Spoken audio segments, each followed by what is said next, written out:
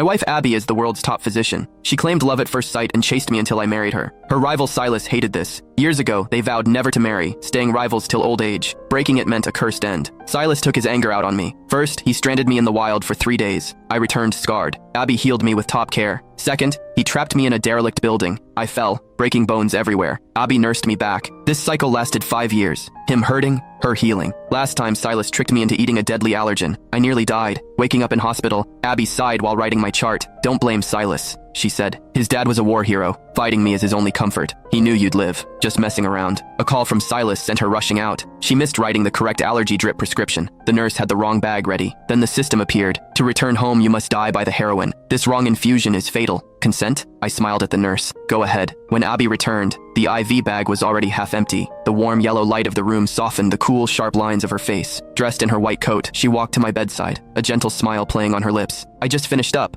Is that drip almost done already?" she murmured. "Let me see how my husband is doing." She reached out to feel my forehead, then gently checked under my eyelids, her every movement precise and tender. I just stared at her, a storm of emotions swirling inside me. After all these years, I could finally go home. My gaze must have been too intense, because the corners of her eyes lifted in a slight smile, and her voice grew even softer. "What's wrong? Are you feeling unwell? Did the IV hurt?" I shook my head. She smiled and ruffled my hair, pulling a pill organizer from her bag and placing it on the nightstand. "Flynn, this allergic reaction was severe. You'll need to continue these nutrient drips for another 7 days. I've also put your allergy medication in here. Make sure you take it after every meal." I slowly pushed myself into a sitting position, my voice calm. "That won't be necessary. I won't need them anymore." She froze, her head tilting as she studied me. "Why so cold? Are you still angry with Silas?" She let out a soft sigh and reached for my hand. "Silas is just a bit extreme, that's all. He didn't really mean to hurt you. You're fine now. So just let it go, okay?" I pulled my hand away. "What if I had actually died this time?" She blinked, then a helpless smile touched her lips. "With me here? How could I ever let that happen?" "Right. My wife was the greatest doctor alive. There was no injury she couldn't heal. Lately, Silas's attacks had become more frequent. Sometimes it was minor, something that would give me a rash or an upset stomach. Other times, it was far more serious, like tricking me into consuming poison. But every single time,